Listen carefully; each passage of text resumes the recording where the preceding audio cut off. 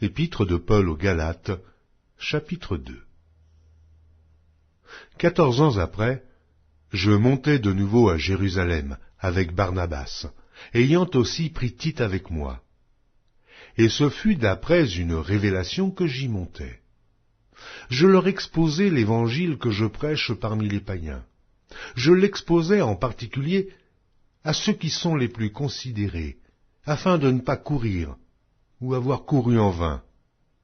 Mais Tite, qui était avec moi et qui était grec, ne fut pas même contraint de se faire circoncire, et cela à cause des faux frères qui s'étaient furtivement introduits et glissés parmi nous, pour épier la liberté que nous avons en Jésus-Christ, avec l'intention de nous asservir.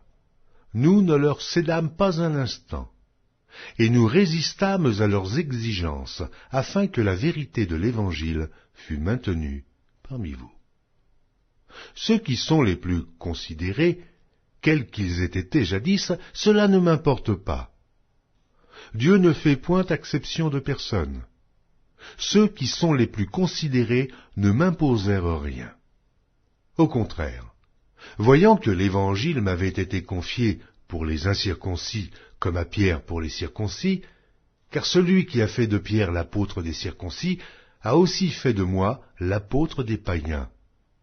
Et, ayant reconnu la grâce qui m'avait été accordée, Jacques, Céphas et Jean, qui sont regardés comme des colonnes, me donnèrent à moi et à Barnabas la main d'association, afin que nous allassions, nous, vers les païens, et eux, vers les circoncis.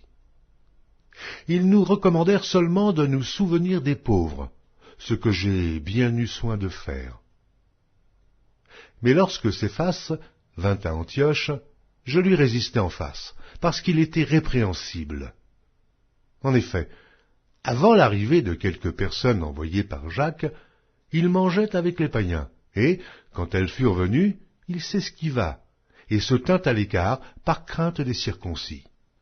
Avec lui, les autres Juifs usèrent aussi de dissimulation, en sorte que Barnabas même fut entraîné par leur hypocrisie.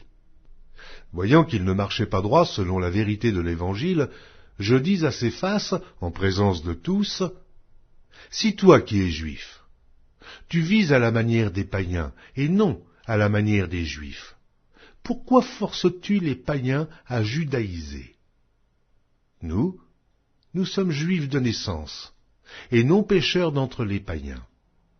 Néanmoins, sachant que ce n'est pas par les œuvres de la loi que l'homme est justifié, mais par la foi en Jésus-Christ, nous aussi, nous avons cru en Jésus-Christ, afin d'être justifiés par la foi en Christ, et non par les œuvres de la loi, parce que nulle chair ne sera justifiée par les œuvres de la loi. Mais, tandis que nous cherchons à être justifiés par Christ, si nous étions aussi nous-mêmes trouvés pécheurs, Christ serait-il un ministre du péché? Loin de là. Car si je rebâtis les choses que j'ai détruites, je me constitue moi-même en transgresseur. Car c'est par la loi que je suis mort à la loi, afin de vivre pour Dieu. J'ai été crucifié avec Christ. Et si je vis, ce n'est plus moi qui vis. C'est Christ qui vit en moi. Si je vis maintenant dans la chair, je vis dans la foi au Fils de Dieu, qui m'a aimé et qui s'est livré lui-même pour moi. Je ne rejette pas la grâce de Dieu, car si la justice s'obtient par la loi, Christ est donc mort en vain.